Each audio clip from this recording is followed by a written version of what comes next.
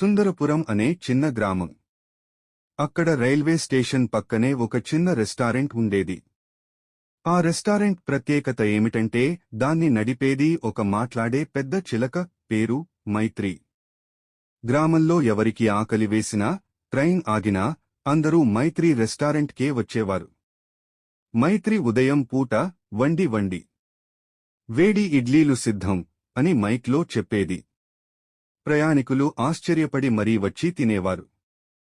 పిల్లలు చిలకను చూసి సంతోషించారు. ఒకరోజు స్టేషన్లో పెద్ద ట్రైన్ లేట్ అయింది. అందరూ ఆకలితో ఇబ్బంది పడ్డారు.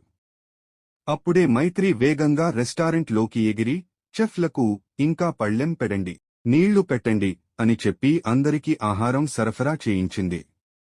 ప్రయాణికులు మైత్రిని చూసి ఆశ్చర్యపోయి, ఇలాంటి రెస్టారెంట్ ఎక్కడా లేదు అని ప్రశంసించారు. ఆ రోజు నుంచి మైత్రి గ్రామం గర్వంగా మారింది. స్టేషన్కి వచ్చిన ప్రతి మనిషి ముందుగా వంగి, హలో మైత్రి అని పలకరించేవాడు.